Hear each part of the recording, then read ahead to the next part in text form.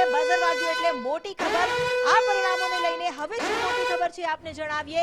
એક તરફ જ્યાં લોકસભા ચૂંટણીના પરિણામો તો આવ્યા, આ એનડીએને દરેક તબક્કે મુદ્દો બદલવાની નીતિ ભારે પડી છે એવું અહીં લાગી રહ્યું છે। પરિણામો જે રિફ્લેક્ટ કરી રહ્યા છે, એક તરફ તો અબકી બાર 400 પારનો નારો આપવામાં આવ્યો હતો, પણ એ નારો માત્ર નારો જ બની રહ્યો। ચૂંટણીમાં કોઈ સ્થિર અને મોટો મુદ્દો ભાજપ નથી ઉઠાવી શક્યું, અહીં સ્પષ્ટ લાગી રહ્યું છે। મેનિફેસ્ટોના બદલે વિઝન ડોક્યુમેન્ટનો પ્રભાવ એટલો નથી દેખાયો જનતા પર। યુપીમાં ઇન્ડિયા ગઠબંધનને હળવાશમાં લેવું ભાજપને કદાચ ભારે પડી ગયું। આ જે પણ કારણો છે એને લઈને પણ વિશ્લેષણ જરૂરી છે, કારણ કે બીજેપીએ 2014 અને ત્યારબાદ 2019માં પોતાનો ગ્રાફ વધાર્યો હતો। અમારી સાથે અમારા સહયોગી વિજય દેસાઈ છે, તેમની સાથે વાત કરીએ। વિજય, આપણે ઇતિહાસ તો જોયો, 2014-2019 ગ્રાફ આમ ગયો હતો, પણ હવે આ વખતે ગ્રાફ નીચે આવ્યો અને જે યુપી જેને સર કરવાની વાત હતી, પણ આ યુપીમાં જ ગાબડું પડી ગયું ભાજપમાં। કારણો શું ગણાવવા?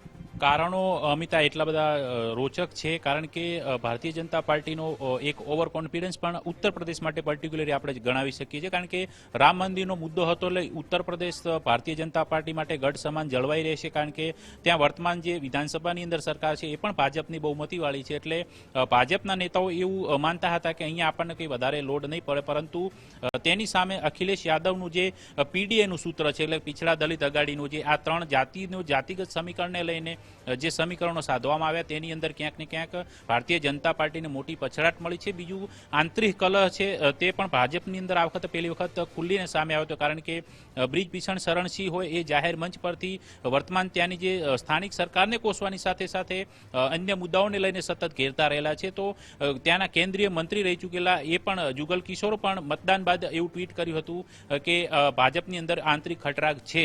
આ બધા મુદ્દાઓ એક લોકલ લેવલના થયા, પરંતુ એ સિવાય સૌથી મહત્વના મુદ્દાઓ હતા તો ભારતીય જનતા પાર્ટી પોતાનો જે મેનિફેસ્ટો બહાર પાડવાની જે નીતિ છે તે માત્ર સંકલ્પપત્ર રૂપે ઇસ્યુ કરે છે, જેની અંદર મોટાભાગના મુદ્દાઓ સમાવેશ કરવામાં આવતા નથી। આ વખતે પણ 74 પાનાનું મેનિફેસ્ટો હતું, તેમાંથી મોટાભાગના પાનાઓની અંદર માત્ર ફોટોગ્રાફી અને વિકાસલક્ષી જે યોજનાઓ જે પહેલેથી ચાલતી આવી છે એ જ યોજનાઓનું પુનરોચ્ચાર હતું। એના કારણે મતદારોની અંદર તેનો ખાસો પ્રભાવ પડ્યો નહીં। તો બીજી તરફ જે ઇન્ડિયા ગઠબંધનના જે સાથી દળો છે તેઓએ આ વખતે સંયુક્ત ઘોષણાપત્ર બહાર પાડ્યું। તે ઉપરાંત જ્યાં જ્યાં ગઠબંધનમાં તેઓ લડતા હતા ત્યાં તેમણે વ્યક્તિગત રીતે એ જ મુદ્દાઓને લઈને સ્થાનિક લેવલે એ મુદ્દાઓને લઈ ગયા હતા। એટલે મોટાભાગના મુદ્દાઓ પર એકજૂટતા જાળવી રાખી જે મુદ્દાઓ છે મતદારોની અંદર પહોંચવા માટે સક્ષમ થયા, સફળ થયા। તેમાં અગ્નિવીર જેવી યોજના હોય, બેરોજગારી હોય, મોંઘવારી હોય, આ તમામ મુદ્દાઓની સાથે મહિલાલક્ષી કલ્યાણકારી જે યોજનાઓ છે કે વર્ષે 1 લાખ રૂપિયા દર મહિલાના ખાતામાં આપવા, આ જે બધી યોજનાઓ છે તે ક્યાંક અસર કરી ગઈ। અને છેલ્લી ઘડીએ જે અખિલેશ યાદવ અને રાહુલ ગાંધીએ જે ઉત્તર પ્રદેશની અંદર જે એક દાવ ખેલ્યો કે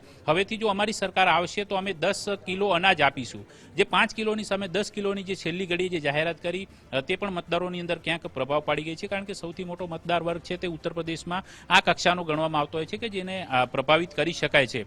આ મુદ્દાઓની સાથે જે અયોધ્યાની સાથે સ્થાનિક મુદ્દાઓ પણ જળવાયેલા રહ્યા હતા। ઉપરાંત આંતરિક ખટરાગ હોય, એ સિવાય સૌથી મહત્વની બાબત એ પણ હતી કે ઇન્ડિયા ગઠબંધને આ વખતે કોઈ પણ દબાણમાં આવીને ટિકિટો આપી નથી। સૌથી મોટો મુદ્દો આ છે, કારણ કે છેલ્લી ઘડીએ ઉમેદવારો બદલવા પડ્યા તો બદલી નાખ્યા છે, કારણ કે અખિલેશ યાદવ પણ 12 કલાક પહેલા જાહેરાત કરી કે આવતીકાલે હું કન્નૌજથી ચૂંટણીનું ફોર્મ ભરવાનું છે। આ પણ એક મોટી રણનીતિ છે। બીજી સૌથી મોટી રણનીતિ કે અમેઠીથી રાહુલ ગાંધી લડશે કે કેમ તેને લઈને સમગ્ર દેશની જ્યાં ધ્યાન હતું, એને બદલે રાહુલ ગાંધી રાયબરેલીથી લડીને એક મોટો સંદેશ આપ્યો અને તેની ઇમ્પેક્ટ પડી।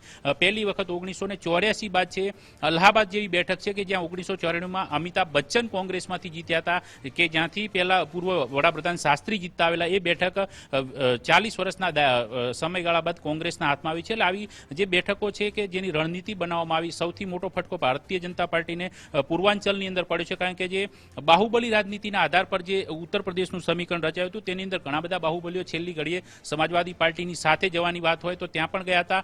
સુલતાનપુરમાં મેનકા ગાંધીની હાર પાછળ છે સોનુ મોનુ, જે બાહુબલી નેતા ગણવામાં છે। આ બંને નેતાઓ ખુલ્લીને અખિલેશ યાદવના સમર્થનમાં આવ્યા અને તેને કારણે 9મી વખત સાંસદ બનવાનું જે મેનકા ગાંધીનું સપનું છે તે ત્યાં એ રીતે રોળાયું છે। આ સિવાય અનેક બેઠકો બેઠકો છે એવી કે જ્યાં સમીકરણો માઇક્રો લેવલ પર આ વખત કરવાની અંદર ઇન્ડિયા ગઠબંધન એટલે કે રાહુલ ને અખિલેશની જોડીને હળવાશથી લેવાની આ ભારતીય જનતા પાર્ટીને ક્યાંક ભારે પડીને સૌથી મોટી જે ભાજપની નબળાઈ ગણી શકાય તો એ છે કે માત્ર એક જ વ્યક્તિના ચહેરા પર સમગ્ર મુદ્દાઓને લઈને પહોંચી વળવું. એ ઉપરાંત દરેક મતદાનના તબક્કા ઉપર જે મુદ્દાઓ સતત બદલાતા રહ્યા, પ્રથમ તબક્કાની અંદર હિન્દુ મુસ્લિમ છે, તો બીજા તબક્કાની અંદર ભેંસ ચોરી જેવો મુદ્દો આવે છે, તો ત્રીજા તબક્કામાં બંધારણનો મુદ્દો આવે છે. તો આ રીતે જે સતત મુદ્દાઓ બદલતા રહ્યા એને કારણે મતદારોની અંદર કોઈ પણ પ્રકારની પકડ જમાવી શકાય નહીં અને એના જ કારણે ઉત્તર પ્રદેશની અંદર ભાજપને નુકસાન થયું ને એની સાથે સાથે આ રણનીતિ છે તે ક્યાંક બેઠકો ઘટવાની અંદર મહત્વપૂર્ણ પરિબળ બન્યા હોય એવું માની શકીએ છીએ આપણે.